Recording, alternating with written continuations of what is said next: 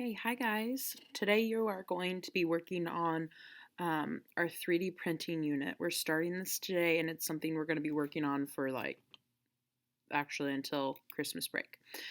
So I know we did some 3D printing last year in fourth grade, but not everybody was here in fourth grade. And then also, it's been a while. So we're going to do a little refresher. And then after I kind of refresh your memories about 3D printing and how to do it, then you'll have some time um, at the end to start working on your 3D printing designs. So 3D printing is basically just designing an object and then printing it out with a 3D printer in 3 dimensions. So 3 dimensions means it's got height and width and depth to it. It's not like a regular printer that prints a 2 dimensional piece of paper with like ink on the paper. That's flat. It doesn't have 3 dimensions to it. So for the 3D printer to work, we have filament, which is it's basically just plastic, but in the 3D printer world, we call it filament. And this filament is on this big spool, and it gets threaded through the printer into the nozzle, and the nozzle is the part of the printer that heats up really hot. It gets like 200 degrees, and when the filament, the plastic, goes into the nozzle, it then melts from the heat, and then the nozzle is what moves around the print bed, and it prints the plastic onto the print bed. Now, when the nozzle is printing to the bed, it's printing a really thin layer. Like the layer is as thin as a piece of paper. So it prints that thin layer. So let's say you're building a snowman. The nozzle is going to print in a circle for the snowman, the bottom of the snowman. And then it has to fill in that circle. And then it moves up a tiny bit to do the next layer and then fill it in. And then it moves up, and every time it moves up to do the next layer, it's only moving up the thickness of a piece of paper. So it's super thin. And so after layer after layer after layer, eventually it becomes taller and taller and taller and taller, and you have your object, your snowman or whatever you're making. Obviously, all of those layers over and over and over again takes a long time, hours and hours. I actually last year printed a snowman, and this snowman took like 8 hours, I think, to print. And so it takes a long time to 3D print. So we will not be 3D printing an object for everyone. We're kind of going to do like we did last year a little bit. But before we talk about exactly what you're designing, I wanted to kind of show you some examples of objects that I have 3D printed in the past, because 3D printing is fun for us to do and learn in library. It's a fun skill to learn, especially if you're going to grow up and work in any machinery industries or any sort of like engineering, science stuff. But it's also 3D printing is super useful because it can be used to print everyday objects that people need or use in their homes or at work, things like that. For example, I built a hinge. It's kind of hard to see because it's white, but I built this hinge and printed it in a 3D printer. And so now this hinge could actually be used on a door, and it could replace a metal hinge. Now, a metal hinge doesn't cost, like if you went to the store and bought a metal hinge, it would just be a few dollars. And a 3D printer mine at least costs like $300 or $400. Some 3D printers that are super fancy, they can cost thousands, tens of thousands of dollars. But so that's not going to save me money if I just print a hinge every once in a while when I need it. But there are huge companies who have 3D printers in their factories or warehouses or whatever that they use to print when things break in their factories, or they print the tools that they need to be able to perform their job. And so in a company that's big like that, a 3D printer can be super useful and can save the company a lot of money and a lot of time waiting for things to ship, to their warehouse or their factory or their business, they can 3D print it and they won't have to wait on shipping. They'll just have to wait a few hours for it to print. So 3D printing is super high tech, and but we are starting with the basics of 3D printing. I took a class from Mizzou a few years ago, and there's so much more to 3D printing. Like this hinge was the most advanced thing I built in that class, and it took me a really long time to figure out how to make all the moving parts work together and still be able to print in one piece and all that. So, when we're 3D printing, we are going to kind of just keep it simple, and we're not going to build anything super fancy. Now, I did want to show you when I built this snowman last year. I was doing a project with it, and I wanted to show you when I printed it. I printed it with the support beams on, because when his fat belly is printing, this part, it can't print just floating in air, because the melted plastic would like droop down as it was printing in the air. So it has some support beams on it, and these support beams help hold up like the brim of his hat. It helps hold up there was a support beam holding up his nose, but I took that off already because it was barely hanging on. You can see there's kind of a support beam holding up one of his buttons. The support beams are just there to be removed after you're done printing it, because they're not stuck on very like thick and hard. They're pretty weak, and they don't look very good, honestly. So if I was going to actually use this as a decoration, I would remove these support beams. I have a sharp tool that I can remove the support beams with, and it can get really precise. But I wanted to leave them on so you guys could see exactly what the support beams look like. And I know it's hard to see in the video, but like, this will be on my desk for you guys to look at if you want. Just be really careful with my 3D prints, because I want to be able to show them to all my other classes, and I want them to see what the support beams look like. In the hinge, you can really see all the different layers and lines in this, and it's kind of easy to see exactly how it was made. Now, most of my objects are printed in white filament. On my 3D printer right now, I have blue filament on there. It can only print in one color. Super fancy ones can print in more color, but my printer is pretty just basic, so it can only print one color. I tend to like to print with white, because then you can paint your objects so that they have the colors you want them in, multiple colors. But there are some objects that are okay to be just printed one color. Now here's what you're designing. Kind of like last year, everyone in the class is going to design a gift for your teacher. And your gift is going to be a gift that we give her right before our winter break. So if you want to make some sort of Christmas gift, or just a gift that you know she would like, you can do either way. I don't care if it's a Christmas gift or just a regular gift. Now, since it is a gift, this is a secret. So you have to keep this to yourselves. Do not tell your teacher what we're working on in library, because then you're going to spoil the surprise.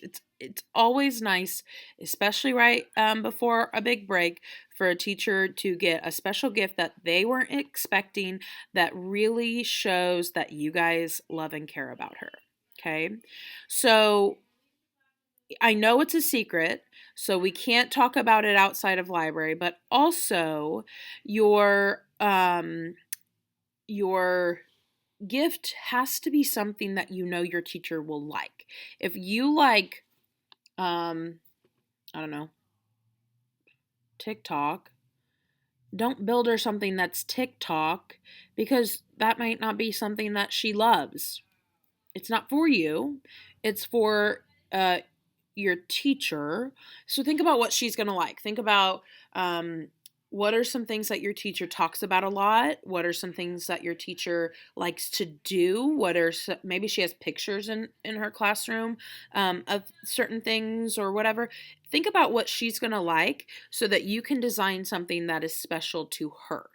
Now, some classes have built, some of my fifth grade classes have built ornaments for her to put on our Christmas tree. Some classes have built little wreaths since it's kind of going to be Christmas time when we give it to her. But it doesn't have to be that. I've also had people build like a little figurine of her and her family, or some of them have built a plaque that has "You're the best teacher ever," or all the student names on the plaque, so that when she looks at this gift in 10 years, she's going to remember who gave it to her. So think about what's going to make your teacher happy, what she's going to really love receiving from you guys, and make it memorable, because in a couple weeks after, because you should not finish this today. This should take you a little while to do. In a couple weeks, we're going to vote on everybody's and pick our one favorite that we think our teacher's going to like the best. Okay. So I'm going to just do a quick refresher on how to use Tinkercad, which is what we're going to design in. And then you guys will have time to get on Tinkercad after I show you so that you can start designing your gifts. Okay, so I'm on Tinkercad, and all I did was type in tinkercad.com.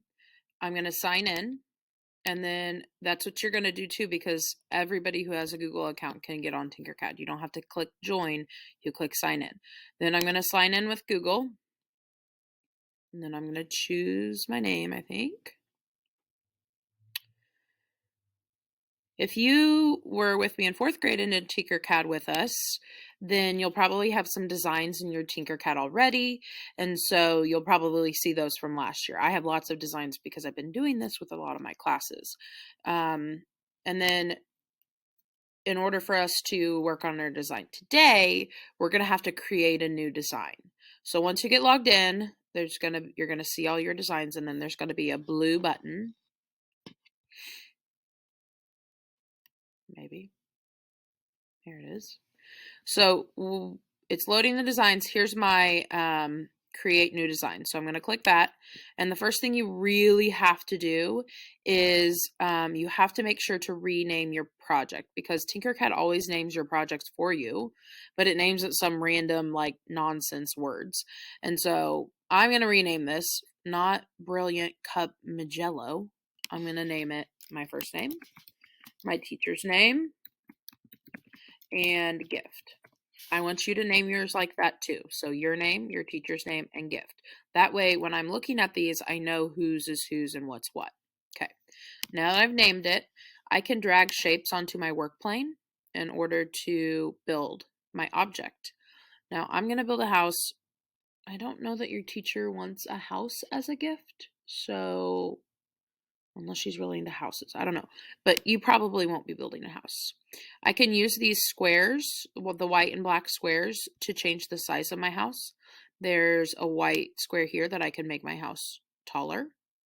And then I can also, this cube is really important. If you've forgotten, this cube lets us look at all the different sides of my object so that I can see just how big and stuff it is. Now, if I want to add a roof to my house, I can drag this triangle shape out here.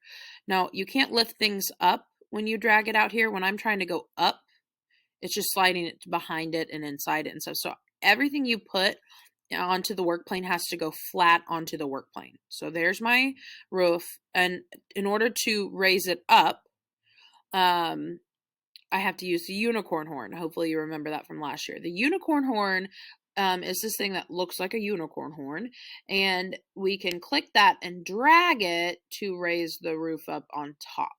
Okay, so here I've got it on top. I need to rearrange, resize, fix it so that it actually fits my house. I'm kind of going fast because I don't want to waste your time. But now let's look at it. Now we can see the roof. Well, this cube is important because now it just showed me my house is floating in the air. We can't have it float in the air because then it won't print right. So it has to be lowered. All of your pieces have to be touching each other. Okay, you can't have them separated or floating. That won't work for the printer. Okay, I can't just drag a random object out here and set it right here because that's not touching the house. It has to be touching. So I'm going to just delete that. If I want to put an empty hole into my object, I can drag these grayed out pieces onto it. I don't want to, but I wanted to show you those two grayed out pieces, let you enter empty spaces.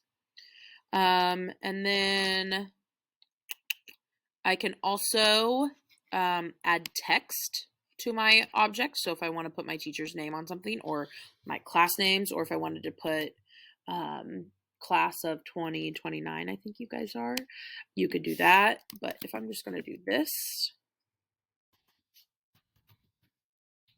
I can type my teacher's name, and then it's not going to stand up on my house until I use the half circle arrows. Now, this was an important part that a lot of kids forgot about last year. So these half circle arrows lets us rotate our objects all different directions. There are 3 half circle arrows, and in order to see all of them, sometimes you have to rotate your cube around. So you can see here's one, lets me rotate it this way. I don't need it to rotate that way. There's one kind of hiding right there. Let me see if I can. Here it is. Okay, so this half circle arrow here lets me rotate it so that it's standing up. So it's facing forward. Oops, that was not far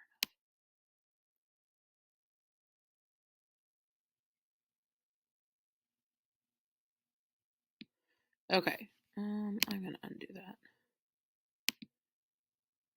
and redo it. Okay.